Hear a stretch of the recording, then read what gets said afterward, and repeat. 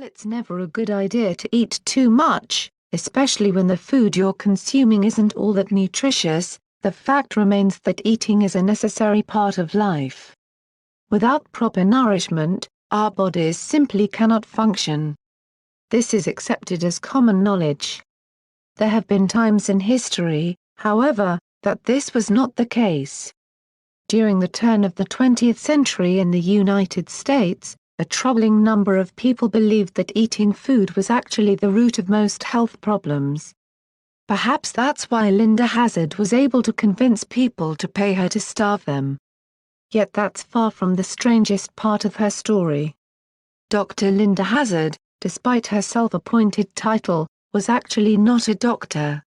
In fact, she fits the definition of a quack quite perfectly. She had no medical degree and almost no real medical training, and yet was somehow licensed by the state of Washington as a fasting specialist. In her 1908 self-published non-fiction book, Fasting for the Cure of Disease, Linda claimed that food was the root of all medical problems. Appetite is craving. Hunger is desire. Craving is never satisfied. But desire is relieved when want is supplied, she wrote. Many people, including those as prominent as the Jungle author Upton Sinclair, started to buy into these ideas as a sort of dietary fad. Residing in the town of Olalla, Washington, Linda established a sanitarium called Wilderness Heights. It came to be known as Starvation Heights, as people would flock to her for her unorthodox treatments that involved extreme starvation over an extended period of time. Patients were only fed small amounts of soup made from tomato juice, for instance. Flushing patients with daily enemas lasting for hours, terribly painful massages, and scalding hot baths were among her other methods. Through it all, she claimed that she was curing people of all their ailments, because she was ridding them of the toxins in their bodies. If they died, she said, it was because of something that they would have died from anyway, and not because of starvation. It was the 1912 death of British aristocrat Claire Williamson that brought about Linda's downfall. By the time Claire died, she weighed fewer than 50 pounds. During Linda's trial, it was revealed that she'd forged Claire's will and other stolen her valuables, something she apparently did for several other patients.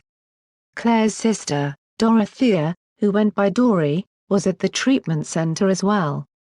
Allegedly, she only survived because a friend of the family showed up just in time to remove her from the compound, as she was too weak to leave on her own. Sadly, by that time, Claire had already died. Dory testified against Linda during the trial. Linda was convicted of manslaughter and was sentenced to 2 to 20 years in prison at the Washington State Penitentiary in Walla Walla. Just 2 years later, on December 25, 1915, she was released on parole. Later, she was fully pardoned by Governor Ernest Lister.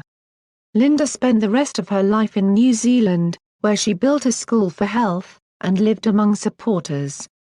In 1935, the institute completely burned to the ground. 3 years later, Linda, by then in her early 70s, got sick and started fasting herself. It failed to cure her, and she soon passed away. As sad and horrifying as this story is, it just goes to show that you should always be skeptical of medical treatment by people who are not licensed medical professionals. While it's certainly possible for some foods to make you sick, for the most part, food is what's keeping you alive.